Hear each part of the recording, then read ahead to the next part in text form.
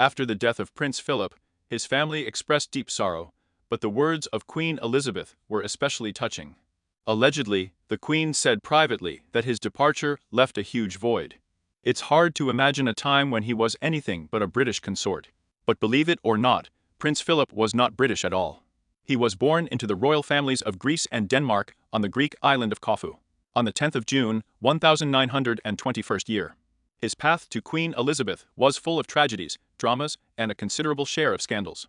Although Philip came from a royal family, his childhood was not like a fairy tale. He was born at a time when his homeland was gripped by conflicts, and his family experienced all the horrors of that era.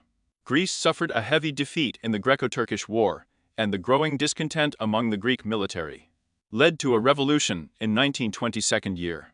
As a result, Philip's uncle, King Constantine I, was forced to abdicate, and his father, Prince Andrew, ended up in prison.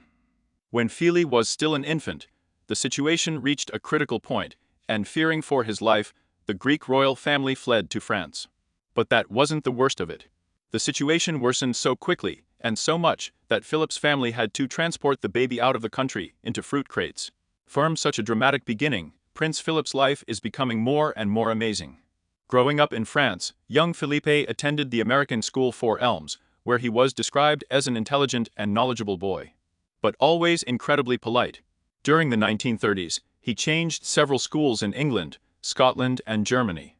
This statuesque and strikingly handsome prince conquered girls with his wit and, of course, with his title. During his childhood, Philip had little contact with his mother, Princess Alice Battenberg. Why did this happen?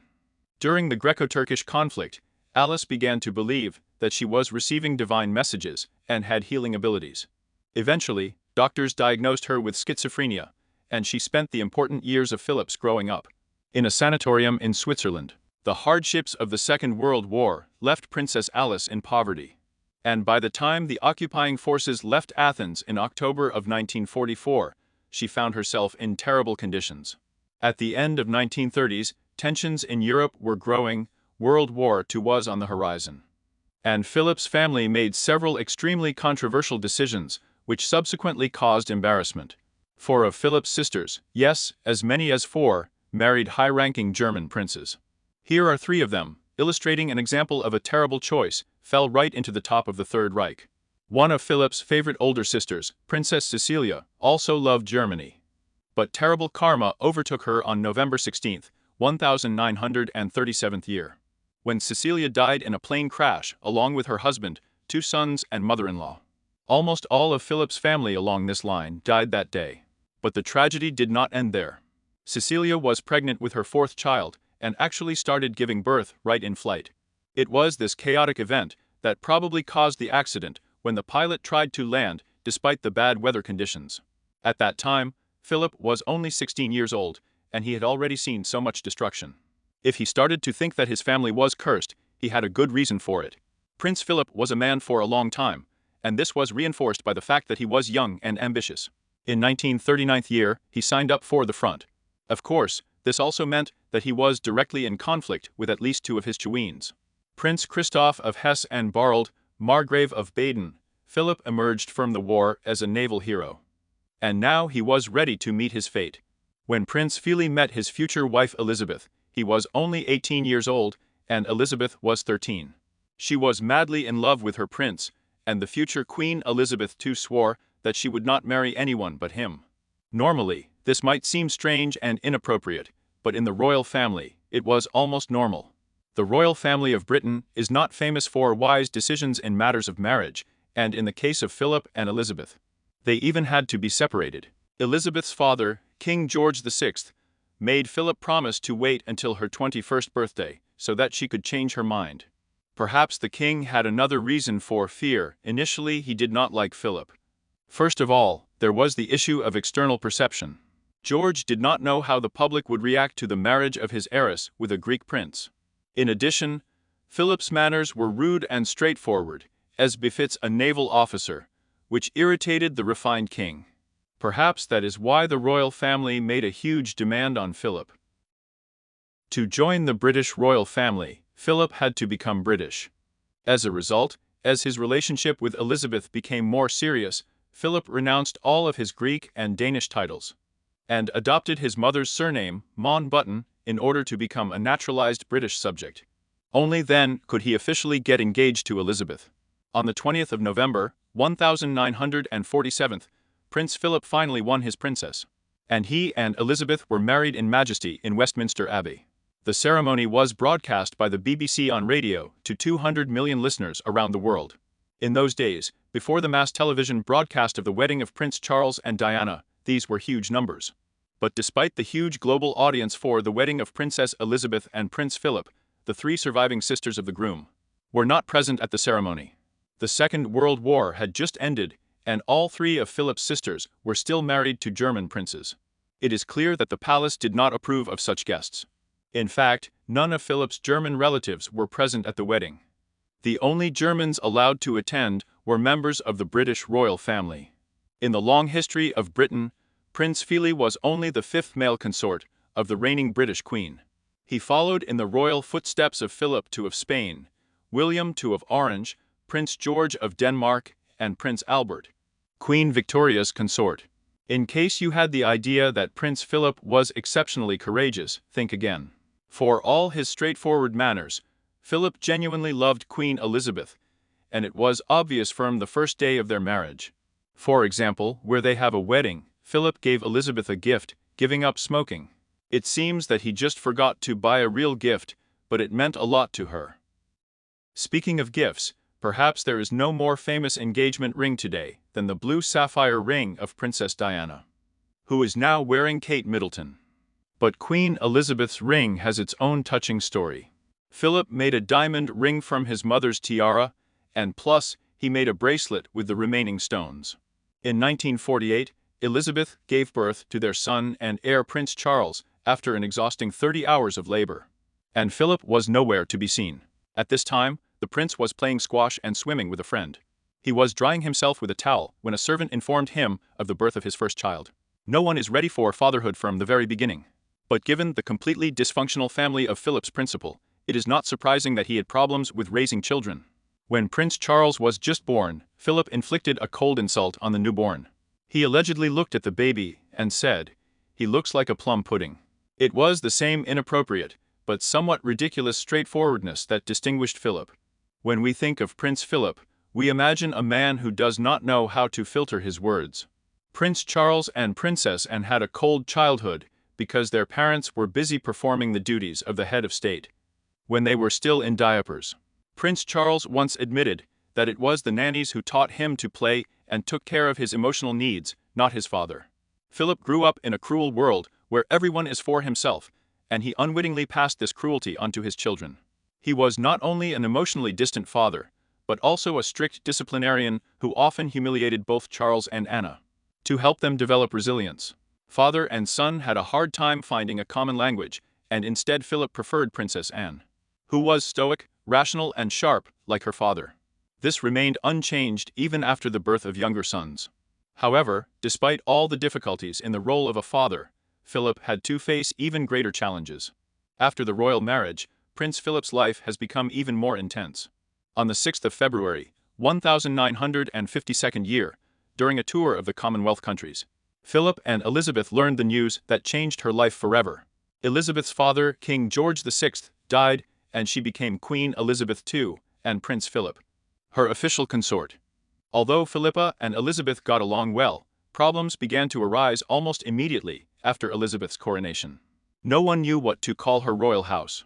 Philip insisted that it be named the Edinburgh House in his honor, but Prime Minister Winston Churchill vetoed the idea.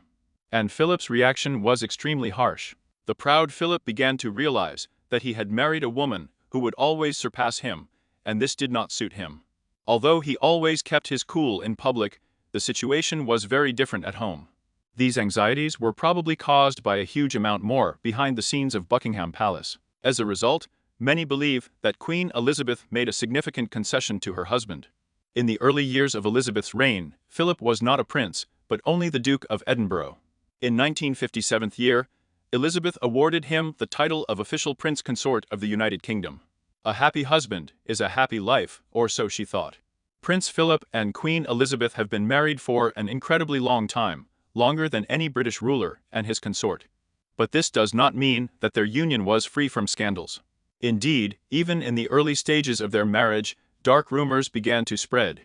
Sources whispered that Prince Philip had a wandering eye and his actions were offensive. One of the most persistent rumors concerned the alleged affair of Prince Philip with the actress Pat Kirkett, whom he wrote letters to and visited her in 1948 when poor Elizabeth was pregnant with Prince Charles.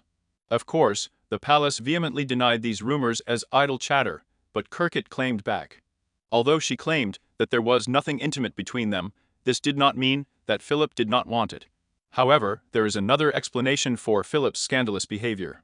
Almost everyone who knew him agrees that he always noticed attractive women, but that was the end of it. Philip himself once commented on the rumors, noting that since he was constantly under guard, he would not have had the opportunity to have an affair. Believe it or not, Elizabeth and Philip began their reign at a time when a new device called a TV was becoming increasingly popular. Prince Philip became the first member of the royal family to be interviewed on television in 1961. The topic of discussion was his point of view on the Commonwealth Technical Training Week, where he advocated for an increase in the number of skilled workers in the workforce. Over the years as consort, Philip has repeatedly found himself in the center of heated controversy. And not only because of his alleged affairs. He is also said to have interfered in his family's affairs, in particular when Princess Margaret tried to get married, and then broke off her relationship with Peter Townsend. Many believed that it was Prince Philip's disapproval that caused their breakup. Speaking of hot, it's worth noting that Philip reportedly disliked tea, preferring black coffee. A real self-assembly. When Prince Charles reached marriageable age, Prince Philip and Queen Elizabeth wanted him to marry well. And their eyes fell on the young and naively and well-mannered Lady Diana Spencer. Now we know that this idea ultimately turned out to be a complete failure, and Charles was still in love with his ex Camilla, the Kirkbos couple. But few people know about Philip's role in this case. Prince Philip, always strong and determined, pushed Charles to decide on Diana. In 1981, Philip even wrote to his son, demanding that Charles either propose to the poor girl or break off relations with her forever. Under pressure from their father, Charles and Diana got married just 6 months later. When Princess Diana died in a horrific car accident in 1997, just a year after her divorce from Prince Charles, the royal family found themselves at odds over how to respond. They didn't know which path to choose, as a monarchy and as family members. Everyone except Philip. At the funeral of Princess Diana, her sons William and Harry were afraid to follow their mother's coffin. And then Philip came to their aid. Those who admired Prince Philip often noted his simplicity and mundanity. He was a simple military man who wanted to look people straight in the eye. One former White House butler recalls a visit in 1979, when Philip struck up a conversation with him and his colleague, and even took the liberty of pouring them drinks. However, like many of Philip's qualities, this informality was a double-edged sword. Over time, Prince Philip became known for his witty remarks, some of which were offensive, and others just plain rude. However, Philly was fully aware of his reputation, and took it in a good mood. Due to his apparent lack of sensitivity, he sometimes caused a negative reaction in people. Imagine being called a fat little Canadian, Prince Philip. Although this is not quite true. In 1959 year, Philip really caused a small Canadian scandalous discussion with his remarks that Canadian children are too fat. But at the same time, he was able to please people. For example, a tribe on the island of Vanuatu in the South Pacific Ocean consider Philip a god because they have never heard his speech. When the news of Prince Philip's movement reached the prince himself, and he was offered to send them a self-portrait, he agreed, and the grateful residents sent him a reply to the Dangerous Club, where he posed for the next portrait. Like his grandson Prince Harry, Prince Philip loved to fly. In fact, he was the first member of the British royal family to fly a helicopter, and began flying airplanes back in 1952. By his 70th birthday, he had accumulated more than 5,000 hours of piloting. He was also a prolific author and wrote several books on the ecology of horses and other animals. Among his works are selected ones: Speeches, Birds, Britain and Survival or Difference, Peasant Attitude to the Environment, These books are examples of how you can spend time without worrying about anything. In addition, Philip had another wonderful talent. He was engaged in oil painting. English artist and writer Hugh Casson once described his work as exactly what you would expect. Absolutely straightforward, without unnecessary tricks, with bright colors and energetic strokes. Indeed, his works looked as if they were written by a man with energetic brushed strokes. Philip and Queen Elizabeth have come a long way together, and everyone agrees that the years spent together were full of mutual love.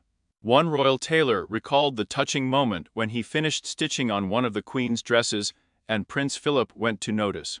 Beautiful dress. Elizabeth reportedly couldn't blush with pleasure. This is a real silver tongue. Before his health problems, Prince Philip was back in the spotlight after an interview with Prince Harry and Meghan Markle. Found Oprah Winfrey. The couple said that one of the notable members of the royal family expressed concern about the color of the skin and the unborn child. Because of Philip's openness, many have suggested that he could be this family member.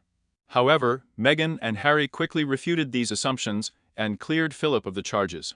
In the last years of his life, Prince Philip remained one of the hardest-working members of the royal family, surpassing even such young representatives as Prince William. For example, in the 2016 year, at the age of 96, Philip spent 110 days at public events, becoming the fifth busiest member of the family.